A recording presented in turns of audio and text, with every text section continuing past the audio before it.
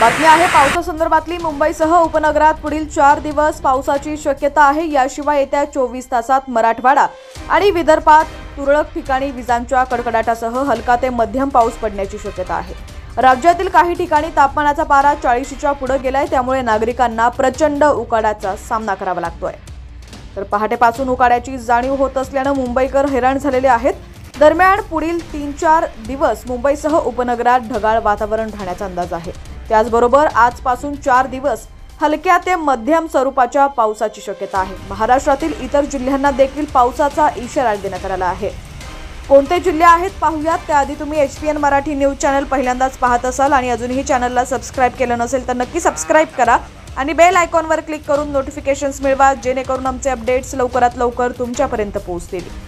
तर भारतीय हवामान खात्याच्या अंदाजानुसार येत्या 24 तासात मराठवाडा आणि विदर्भात तुरळक ठिकाणी विजांच्या कडकडाटासह हलका ते मध्यम पाऊस पडण्याची शक्यता आहे।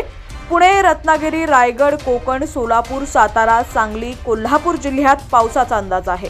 अहिल्यानगर, नाशिक, जळगाव, छत्रपती संभाजीनगर, जालना, बीड, धुळे, नंदुरबार, पालघर, ठाणे जिल्ह्यातही पावसाचा अंदाज हवामान खात्याने वर्तवलेला आहे।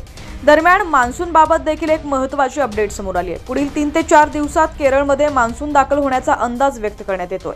केरळमध्ये मान्सूनसाठी अनुकूल परिस्थिती निर्माण होत असल्याची माहिती हवामान खात्याने दिली आहे। तर महाराष्ट्रात जून महिन्याच्या पहिल्या आठवड्यात मान्सूनचं आगमन होण्याचा अंदाज आहे। याशिवाय जून महिन्यात विदर्भ आणि मराठवाड्याच्या तुलनेत कोकण आणि दक्षिण महाराष्ट्रात पावसाचा जोर जास्त राहण्याचा अंदाज आहे। जूनमध्ये एल निनो निष्क्रिय अवस्थेत जाईल। जुलै ते सप्टेंबर या काळात ला नीना स्थिती सक्रिय होईल। याचा परिणाम म्हणून जून ते जुलै या पहिल्या टप्प्यापेक्षा ऑगस्ट ते सप्टेंबर या मोसमी पावसाच्या दुसऱ्या टप्प्यात अधिक पाऊस पडण्याचा अंदाज आहे। 10 ते 12 जूनला मुंबईत पावसाचं आगमन होणार असा अंदाज वर्तवण्यात आलाय।